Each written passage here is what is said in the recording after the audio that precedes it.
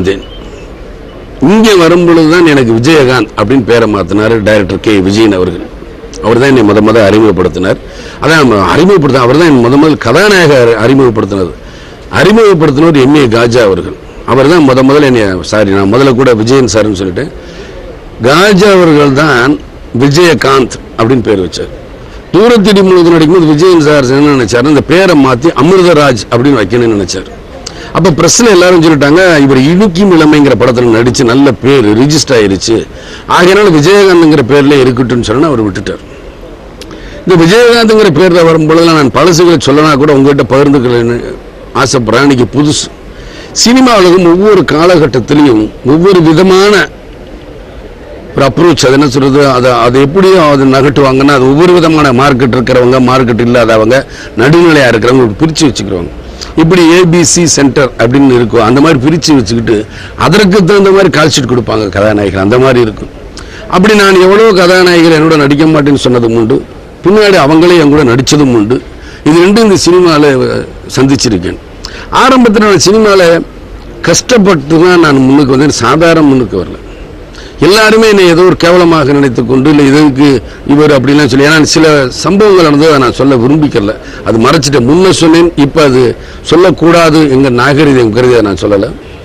எவ்வளவோ அசம்பாவிதங்கள் நடந்திருந்தாலும் கூட அந்த அசம்பாவிதங்கள் தான் என் வாழ்க்கைக்கு முன்னேற்றத்தை ஒரு படியாக அமைஞ்சது.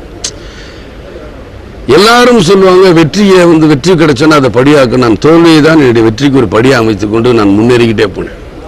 முதல்ல ஒரு 3 படத்தை நான் ஹீரோவாக நடித்தேன். அந்த 3 படம் எனக்கு ஓடலன்னு விஜயகாந்த் மார்க்கெட் இல்லை, விஜயகாந்த் சரியில்லை, வேண்டாம்னு சொன்னாங்க. அதே ஒரு முன்னுதாரணமாக எடுத்துக்கொண்டு சில தயாரிப்பாளர் வந்தாங்க. சார் வில்லனா நடிக்கிறேன்னா நடிக்கலைன்னு. அப்புறம் ஒரு தயாரிப்பாளர் வந்தார், கதாநாயகன் நடிகன்.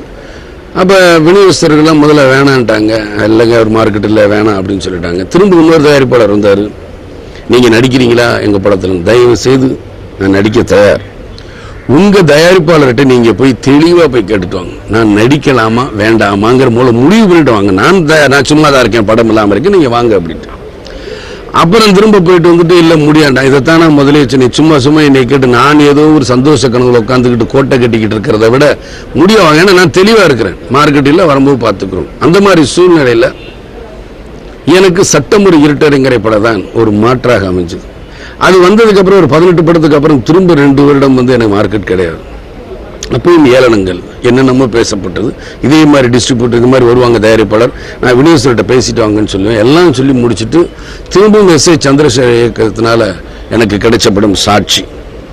அந்த படம் தான் எனக்கு பெரிய மாற்று தான் அமைஞ்சது. ஆக நான் சின்ன வயசில் இருக்கும்போது சரி, என் தாயை இழந்து அடிக்கடி ஹாஸ்டல்ல இருந்து கூட பிறந்தவர்களை மறந்து தனிப்பட்ட முறையிலே படிச்சுக்கிட்டே என் வாழ்க்கை ஓடிச்சு.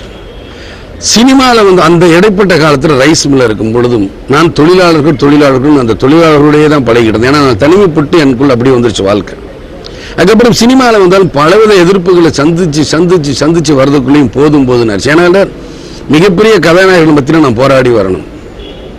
நிறம் ஒரு காரணம், அவங்களுக்கு பல கதாநாயகர்கள் நடிக்க மாட்டேங்கிற ஒரு காரணம், இதையெல்லாம் மீறி வரணும். அந்த நேரத்தில் ஈஸ்ட்மேன் கலர், ஃபியூஜி கலர் அப்படின்னா பெரிய கதாநாயகர்களுக்கு மட்டும்தான் எடுப்பாங்க. என்னையை வச்சு எடுக்கும்போது ஆர்வ கலரில் தான் எடுப்பாங்க. இதையெல்லாம் தாங்கி கொண்டு நான் நடித்த படங்கள் எத்தனையோ. ஆனால் அந்த நேரத்தில் எனக்கு பெரிய கம்பெனி வரலையேங்கிற ஆதங்கங்கள் இருந்தது. அதுக்கப்புறம் அதை மறந்துட்டேன். பெரிய கம்பெனி வரும்போது வரட்டும், நம்மளுக்கு படங்கள் வந்தால் போது நடிப்போம் அப்படிங்கிற எண்ணங்களில் தான் நான் தொடர்ந்து போய்கிட்டு இருந்தேன். அதனால் விஜயராஜ் என்ற வாழ்க்கை எனக்கு எப்படி இருந்துச்சுன்னா, அது ஒரு வேற விதமான சூழ்நிலை, வேற விதமான வாழ்க்கை. எங்கள் அப்பா இருந்தார், எனக்கு வேண்டியதை செஞ்சு கொடுத்தாரு. என் சகோதரிகள் தாங்க, எனக்கு வேண்டிய எல்லாமே வரும். ரைஸ் மில் இருக்கும்போது வீட்டிலேருந்து சாப்பாடு எல்லாமே அதோட இது என்னென்னா, எல்லாரும் என்னை வேலை பார்க்குறவங்க எல்லாரும் முதலாளி சின்ன முதலாளி வராரு, சின்ன முதலாளி ஒரு அந்தஸ்து, ஒரு கௌரவம் எல்லாமே இருந்து. அது எனக்கு நாளோட இங்கே வரும்போது கிடையாது. இங்கே வரும்போது எப்படி இருந்ததுன்னா, கஷ்டங்களை நான் சந்திச்சு படத்தை வெற்றியடைய செய்யணும், ஒவ்வொரு படத்தையும் வெற்றியடைய செய்யணும். ஒவ்வொரு படம் ரிலீஸ் ஆகும்போது ஒரு குழந்தை பிரசவத்தோட நினைப்பு தான். அந்த வழியிலிருந்து இதில் இன்னைக்கு வரைக்கும் நம்ம தப்பிக்கணுங்கிற போராட்ட வாழ்க்கை.